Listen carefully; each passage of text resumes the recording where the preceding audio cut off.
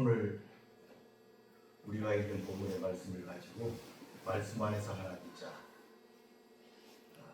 이런 제목으로 말씀을 전하도록 하겠습니다. 우리가 지난주 1절에서 5절까지 말씀 속에서는 예수님이 자신과 아버지의 영광을 구하는 기도를 드린 것을 살펴보았습니다. 이 시간에는 예수님께서 제자들을 위한 중보 기도를 드리시는 그런 대목을 살펴보도록 하겠습니다.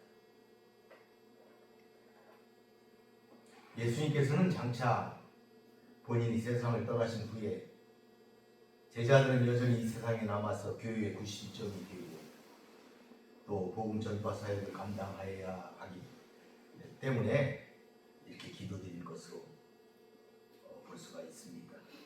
그래서 예수님은 저들이 연합해서 세상의 악을 이기고 거룩한 자들이 되게 하여 달라고 중보 기도를 하신 것입니다. 오늘 말씀을 통하여 예수님이 그 마지막 때까지도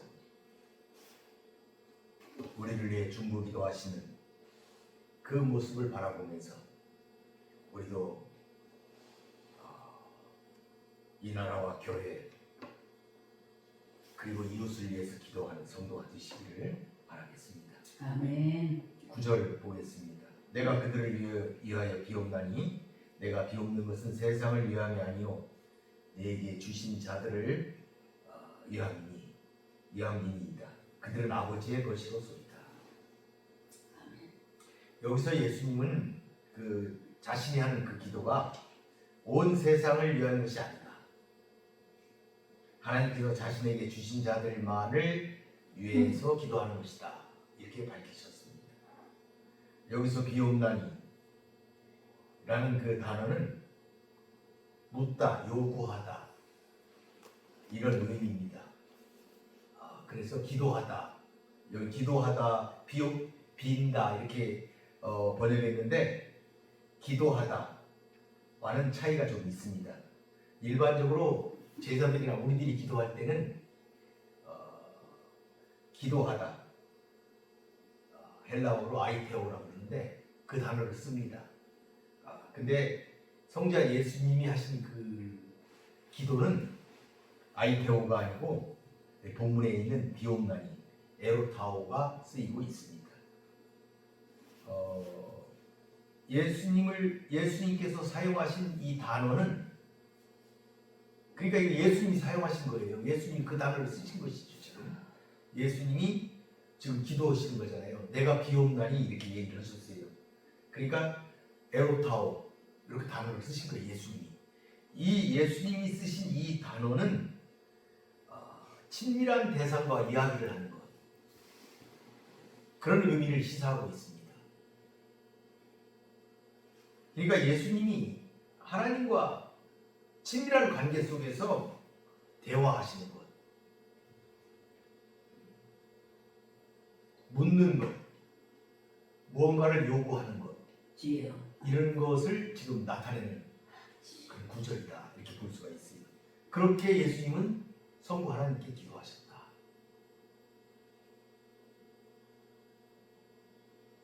그런 것이죠. 그런데 예수님은 세상을 위해서 기도하신 것이 아니고 그 제자들을 위해서 기도하셨다. 예수님께서 제자들을 위해서 하나님께 중보 기도를 드린 것은 그들이 하나님께 속한 자이기 때문이다 하는 것이지. 그러니까 본절에서 이 세상이라는 단어는 하나님께 속하지 않은 자들을 가리키는 표현이다. 우리가 이렇게 이해할 수가 있습니다. 그러니까 제자들은 처음부터 하나님께 속한 자들이었어요. 아멘. 그런 그들이 예수님께 온 것이죠. 예수님께 주신 자, 준 거예요. 그래서 예수님 그랬잖아요. 내게 주신 자. 제자들은 처음부터 하나님께 속한 자인데 하나님 예수님께 주셨다. 아멘. 그리고 그 제자들은 예수가 떠난 후에도 악한 이 세상에 남아서 하나님의 일을 계속해야 할 자들이에요. 그래서 예수님은 특별히 하나님께 그들을 보호해 달라고 기도를 하실 필요가 있었다. 아멘.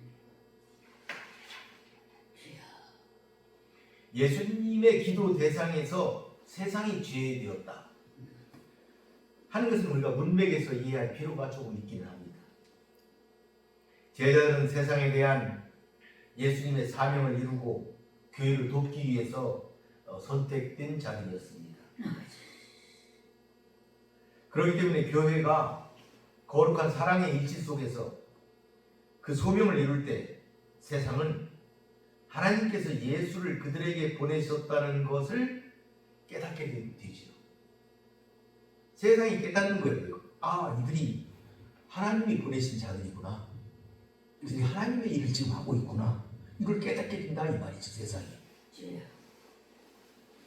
이런 내용에서 볼 때, 이런 관점에서 보게 되면은 제자들을 위한 예수님의 이 기도는 간접적으로는 세상을 위한 기도도 된다.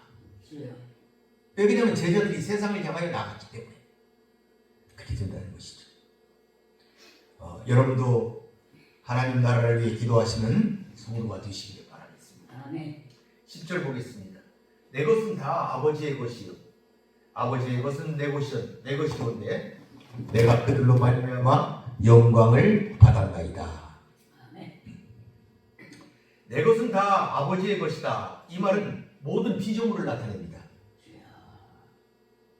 하나님께 대해서는 아주 이것은 당연한 말이지만은 그 다음 말 아버지의 것은 내 것이다. 이 말은 아무나 할 수 없는 말이다. 내 것이 다 아버지의 것이다.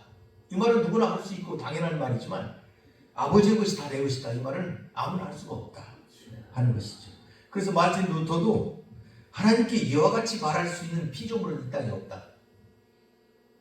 이렇게 주석을 했습니다.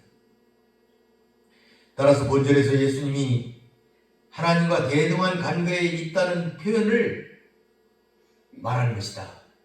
이렇게도 우리는 해석할 수가 있겠습니다. 서로 대등하고 동등한 관계에 있기에 각각 상대방의 것에 대한 완전한 소유권을 가지고 계신 것을 말씀하고 계신 것이다. 또 상호 이해와 책임을 공유하고 계시는 관계다. 이렇게도 우리가 볼 수가 있겠습니다. 이는 아버지 하나님의 것인 11 제자가 곧 아들 예수의 것이라는 사실을 의미합니다. 그러니까 11 제자를 하나님께서 예수님께 주셨다고 예수님이 말씀하셨는데 그 11 제자가 아버지의 것이라는 사실은 또한 하나님 예수님의 것이다 라고도 말할 수 있는 것이다.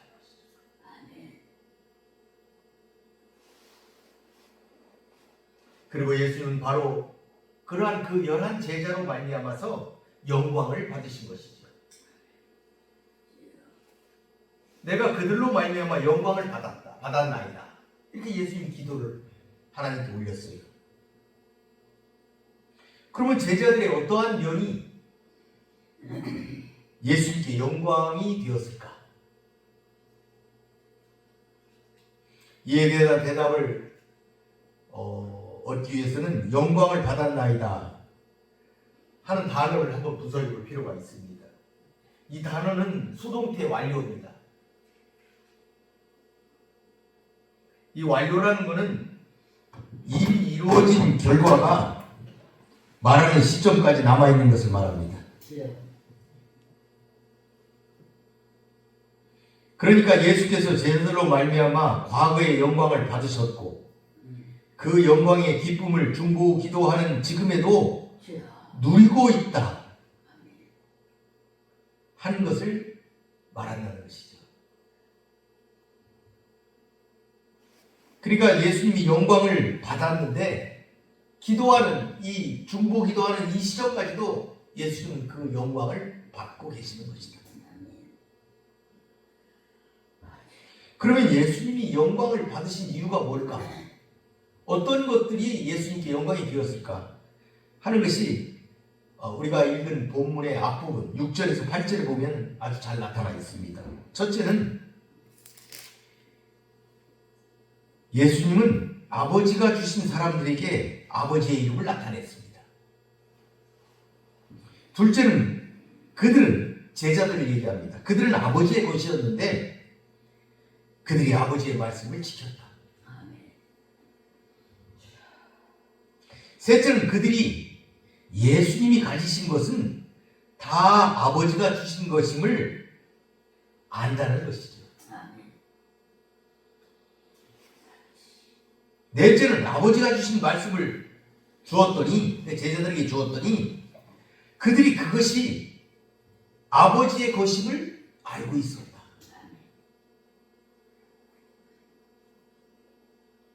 그리고 다섯째는 그들이 예수님이 아버지가 보내신 줄을 알았더라.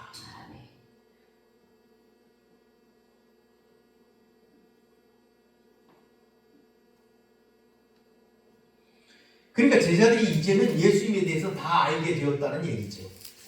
예수님이 어디서 오셨고 무슨 일을 하시고 어떻게 되시라는 것을 제자들이 이제 그 밤에 예수님이 돌아가시기 바로 그 전, 잡혀가시기 바로 그 전인데 이제 알았다는 것이죠.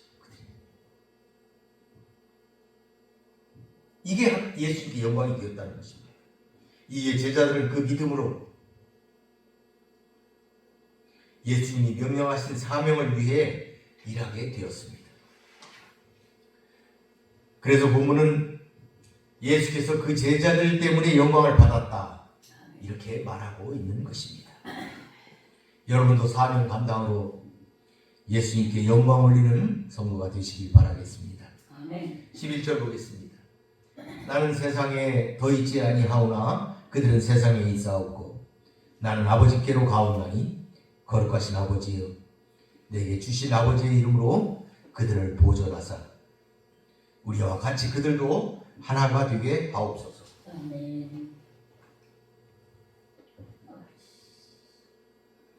이 본문의 기도에는 예수님께서 자신이 떠나신 후 세상에 남게 될 사랑하는 제자들을 향한 그분의 각별한 관심이 잘 드러나 있습니다. 자신이 부활 승천함으로써 예전처럼 그들을 지켜줄 수 없기에 하나님께 그들에 대한 보호를 요청하시는 기도를 지금 드리고 있다 하는 것이죠. 그들이 남게 되는 세상은 교회와 성도들에 대해 적대적 입장을 취하는 반그리스도적인 곳이다 하는 것입니다. 그들은 바로 이곳에서 시련과 핍박에 직면해서 어려움을 당하게 될 것입니다. 그리고 스승이 없는 가운데서 그 어려움으로 인해 그들의 신앙도 약화될 우려가 있었다 하는 것이죠. 또 그들 사이에 연대의식도 그려지고 서로 반목하고 또 서로 질시하게 될 수도 있었다. 이러한 우려에 예수님은 하나님께서 그들을 보존해 주시기를 특별히 요청하고 계시는 것입니다. 그런데 본문은 하나님을 호칭함에 있어서 거룩하신 하나님, 거룩하신 아버지 이렇게 부르고 있습니다. 복음서에 오직 여기에서만 나타나는 표현입니다. 거룩하신 아버지. 이 거룩이라는 개념, 성경적 개념은 경외, 장엄 이런 것을 그런 요소를 가지고 있지요.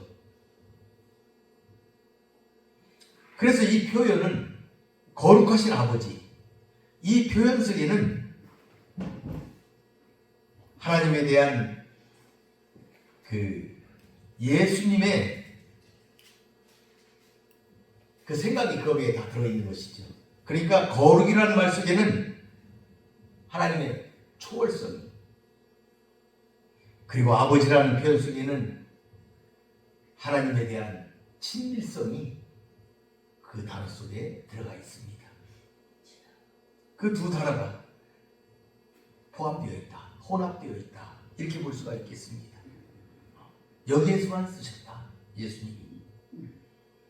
그래서 본문은 세상에 남겨진 제자들이 하나가 되도록 그들의 보호를 요청하는 기도를 드리게 된 것이죠. 즉 그들을 보존하사 우리와 같이 그들도 하나가 되게 하옵소서 하신 것입니다.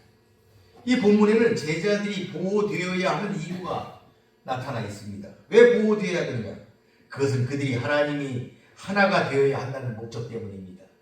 하나가 되어야 한다는 그 목적이 있기 때문에 그들이 보호가 되어야 된다. 하나가 되기 위해서.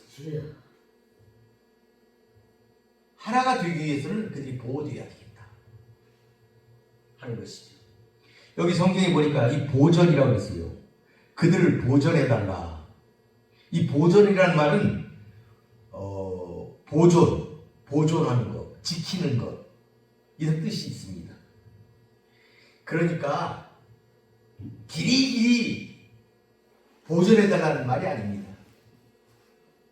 길이길이 보존해달라는 말이 아니라 굳게 붙잡아 완전하게 지켜달라. 그런 뜻을 가지고 있는 것이죠. 그런데 여기서 중요한 것은 그 안전하게 지키는 수단이 무엇이냐? 무엇으로 안전하게 지키냐? 여기 보니까 예수에게 주신 하나님의 이름이다. 하나님의 이름으로 그들을 지키게 해달라. 하나님의 이름으로.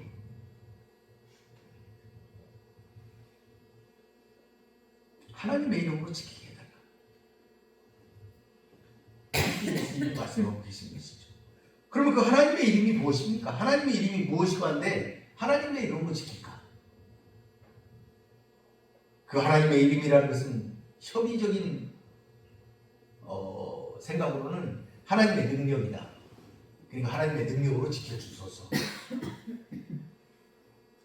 그러니까 예수님은 오늘 우리가 읽은 이 본문의 성경을 보면은 예수님도 제자들을 지켰는데 어떻게 지켰어요? 하나님의 이름으로 지켰어요. 내게 주신 하나님의 이름으로 그들을 지킨 거예요, 지금까지. 근데 예수님이 이제 떠나시잖아요. 그러니까 어떻게? 직접 하나님께서 당신의 이름으로 지켜달라. 지금까지는 내가 하나님의 이름으로 그들을 지켰는데 이제 앞으로는 하나님께서 직접 하나님의 이름으로 지켜달라. 하나님의 능력으로 지켜달라. 이게 직접 의탁하신 것이죠. 하나님의 능력에. 근데 이게 이제 광의적으로는 하나님의 능력뿐만이 아니고 하나님의 완전하신 그 모든 신격, 모든 것 그것으로 지켜달라 이런 의미도 있습니다. 그러니까 하나님의 능력은 물론이고 그분의 사랑과 긍휼 그 다음에 교훈하는 지식 이 모든 것을 다 포함하는 것이죠. 그런 것으로 지켜달라. 근데 예수님께서 제자들을 위해 하나님께 그런 보호를 요청하신 궁극적인 목적이 뭐냐? 그들의 하나됨이다. 그들이 하나 되게 하기 위해서. 그래서 지켜달라. 이렇게 말씀하시고 있는 것이에요. 그래서 여기 보니까 그들도 하나가 되게 하옵소서. 그러니까 그들이 계속해서 하나가 되도록 이런 뜻입니다. 그러니까 예수님은 그들의 불일치와 불화를 염려하셨음이 분명합니다. 이 문제를 해결하기 위해서는 아버지의 보호가 절대적으로 필요했던 것이다 하는 것이죠. 여기에서 하나됨의 모델이 있습니다. 그것은 예수님과 하나님 사이의 하나됨입니다.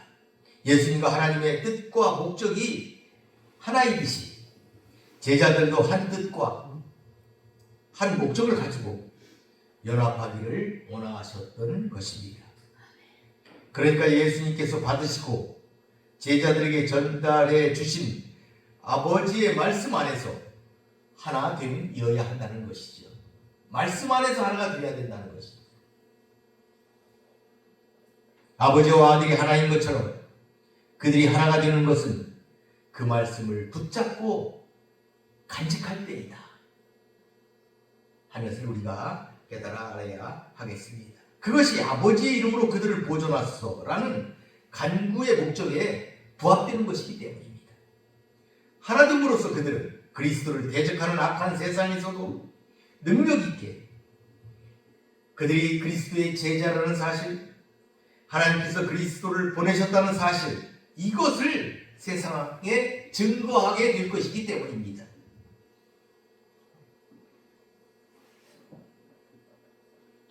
교회는 그리스도의 몸이요 우리 모두는 그 몸의 각 지체들입니다.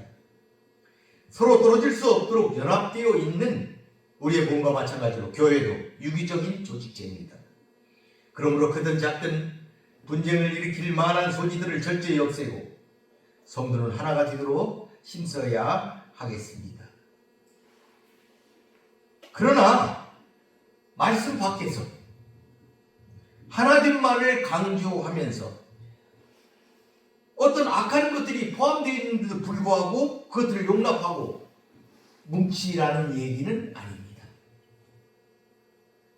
그렇게 뭉치는 것은 결국 교회를 대적하는 것이 되기 때문입니다. 하나님의 말씀으로 하나가 되어야 된다 하는 것입니다. 하나님의 말씀으로 하나 되는 성도가 되시기를 바라겠습니다. 12절입니다. 내가 그들과 함께 있을 때 내게 주신 아버지의 이름으로 그들을 보존하고 지키었나이다. 그 중에 하나도 멸망하지 않고 다만 멸망의 자식뿐이오니 이는 성경을 응하게 함이니이다. 이 본문에 보니까 예수님께서 이 세상에 계실 동안에 자신이 직접 친히 제자들을 안전하게 책임지고 지키셨다 하는 것을 우리가 알 수가 있습니다. 이 기도를 통해서 알 수가 있어요.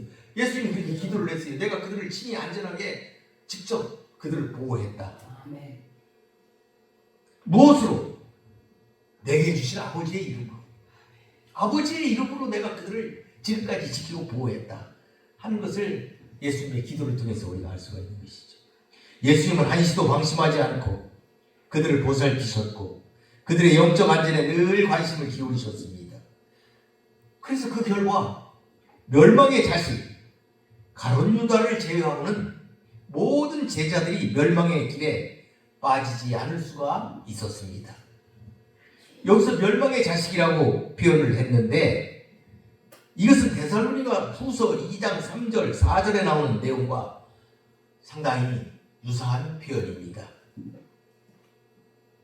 그런데 우리가 이 가룟 유다의 운명이나 이와 같은 것들을 볼 때 이것이 이 표현을 볼 때 가룟 유다의 운명이다 이렇게 보아서는 안 된다는 거예요. 그러니까 정해진 운명이다 이렇게 우리가 생각해서는 안 되는 거예요.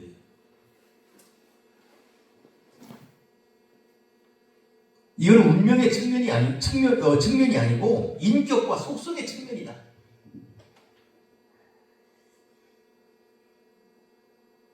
하는 것을 먼저 우리가 깊이 인식해야겠습니다. 데살로니가 후서 2장 3절을 보게 되면 누가 어떻게 하여도 너희가 미혹되지 말라.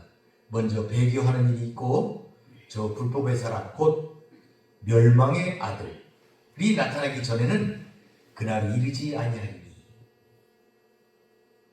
그 마지막 때에 대한 표현을 할 때 멸망의 아들이 나옵니다. 이 멸망의 아들 그것이 우리가 본문에 보는 멸망의 자식 같은 단어다. 특히 이 데살로니가 후서 2장 3절 4절에 보게 되면 불법의 사람 여기 있잖아요. 불법의 사람 또 그 다음 절에 4절에 보게 되면 대적하는 자 또 자칭 하나님이라 일컫는 자 이렇게 계속적으로 표현이 되어서 나타나는데 이건 같은 동격이다. 멸망의 자식을 그렇게 바꾸어서 멸망의 자식이 불법의 사람이고 대적하는 자고 자칭 하나님의 아들이라 일컫는 자다. 이렇게 우리가 볼 수가 있는 것이다. 이 본문을 연관해서 우리가 보게 되면 가룟 유다는 그는 사단이 가지고 있는 성품과 인격 그것을 가지고 있었다.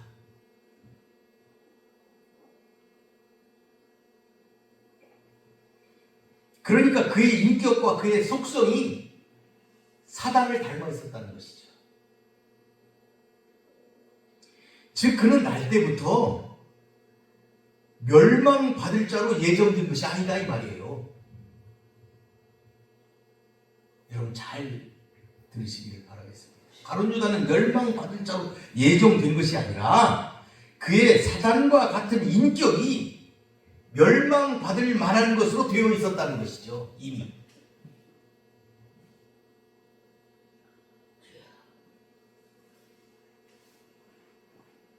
그런데 예수님께서 이러한 가룟 유다를 지키시지 않으신 거예요. 예수님이 지키셨으면은 가룟 유다도 거기서 벗어날 수가 있었을 텐데 예수님이 지키시지 않으신 거예요. 그럼 왜 예수님이 가룟 유다를 지키지 않으셨을까? 첫째는 유다 그가 예수님의 보호하심을 자신의 욕망 때문에 스스로 저버렸기 때문이에요.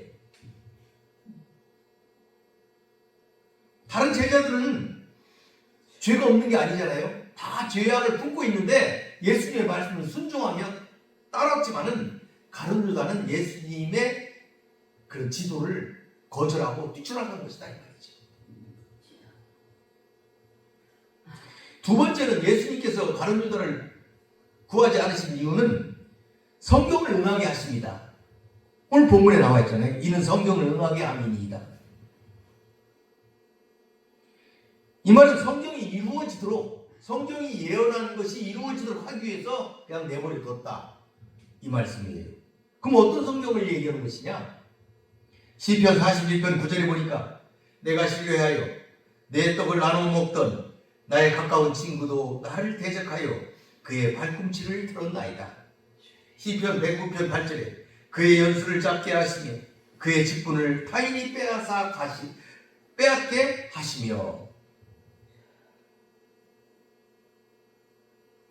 그러니까 직접적으로 성경에 쓰여 있는 것은 아니지만은 이 성경의 이런 표현들을 통해서 이미 알려주셨다는 것이죠. 이것을 응하게 하기 위해서. 그러니까 가룟 유다의 배반이 이미 하나님의 섭리 가운데 포함되어 있었고 성경에도 기록되어 있었음을 우리가 알 수가 있는 것입니다.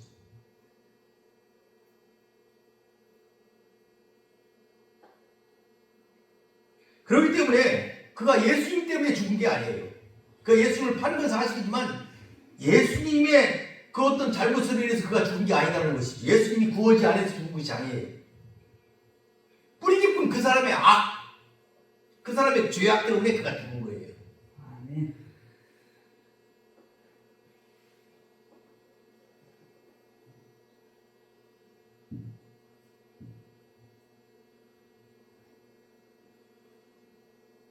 우리는 두려운 마음으로 말씀을 따라 살아가는 성도가 되어야 하겠습니다. 13절을 보겠습니다. 지금 내가 하나님 아버지께로 가오니 내가 세상에서 이 말을 하옵는 것은 그들로 내 기쁨을 그들 안에 충만히 가지게 하려 함이니이다. 예수님이 제자들이 있는 자리에서 그들을 위해 기도하시는 목적이 여기 기록되어 있습니다. 그들이 계속 나의 기쁨을 가지되 그것이 충만하게 되기 위해서입니다. 그러니까 그들이 예수님의 그 기쁨을 가지고 충만하게 되도록 하기 위해서 그러신다는 것이죠.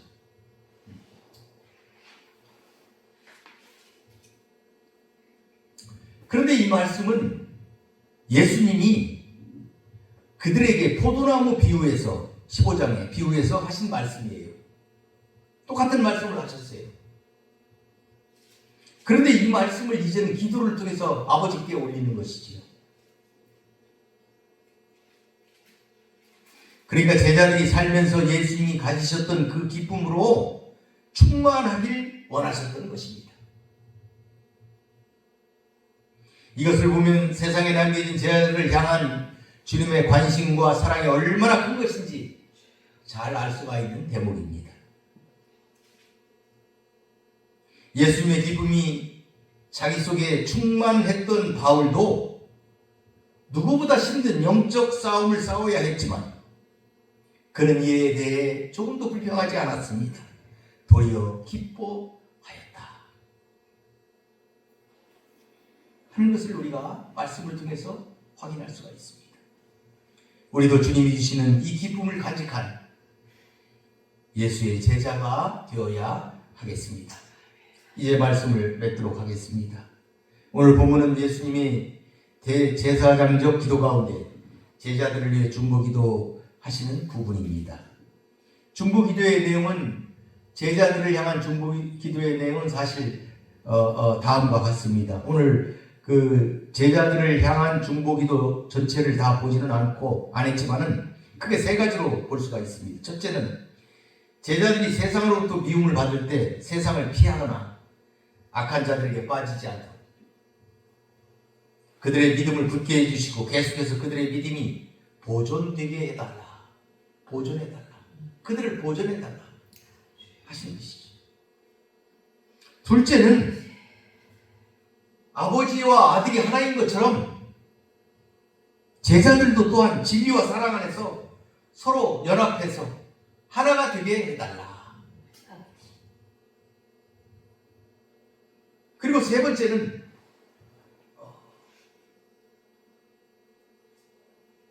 거룩하게 해달라. 이건 다음 시간에 우리가 살펴볼 내용입니다. 거룩하게 해달라. 이걸 위해서 예수님이 기도하신 거예요. 제자들을 위해서. 결국 제자들을 위한 주님의 중보기도는 제자들이 장차 복음 전도자로 사명을 감당하게 될 때 필연적으로 받게 될 세상의 핍박을 능히 이겨나가게 해달라고 하는 것임을 우리가 알 수가 있습니다.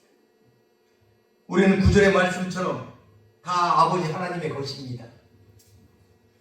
베드로는 우리는 다 그의 소유된 백성이다. 이렇게 베드로서에서 말했습니다. 또한 10절에서 우리 모든 소유도 다 아버지의 것이다. 이렇게 하였습니다. 그러므로 우리는 아버지께 집중해야 합니다. 아버지의 뜻이 어디에 있는지 살피며 확인하며 살아야 합니다. 아버지의 뜻을 찾아가는 과정, 그것이 바로 기도입니다. 예수님은 늘 그렇게 하셨습니다. 겟세마네 동산에서의 그 마지막 기도, 그게 대표적인 예입니다. 우리도 아버지께 우리의 모든 것을 온전히 맡겨야 합니다. 아멘. 예수님이 우리를 위하여 아버지께 간곡하게 우리를 보존해 줄 것을 부탁하셨기 때문입니다.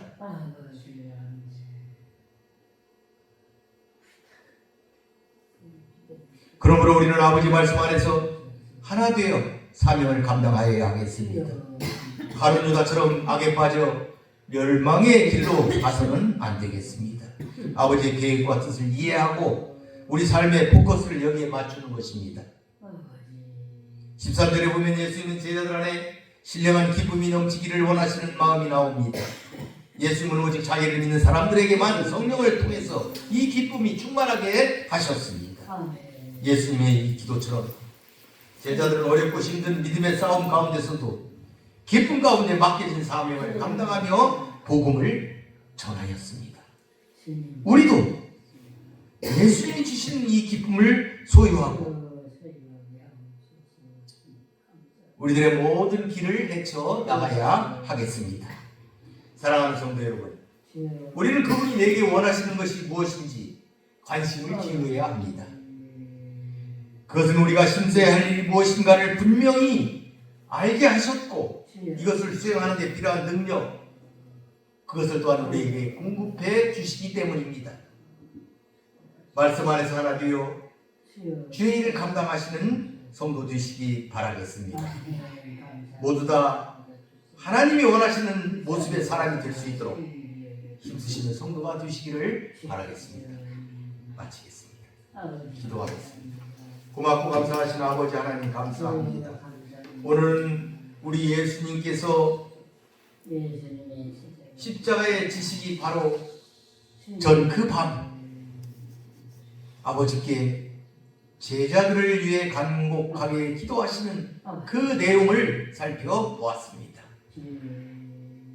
지금까지는 예수님께서 아버지의 이름으로 그들을 온전하게 지키셨지만 이제 앞으로 성부 하나님께서 거룩하신 아버지의 이름으로 그들을 지켜주실 것을 간곡하게 부탁하는 그 말씀을 살펴보았습니다. 그들이 하나가 되어야 하기 때문입니다. 우리가 하나가 되기 위해서는 하나님의 보호하심이 필요하다는 것을 우리들이 살펴보았습니다. 우리는 하나님의 이름을 귀히 여기며 하나님의 말씀을 따라서 살아가는 귀한 성도들이 될 수 있도록 도와주시옵소서. 우리의 삶 속에서 늘 승리하며 살아갈 수 있도록 우리들에게 은총 베풀어 주소서. 예수님의 이름으로 기도하나이다. 아멘.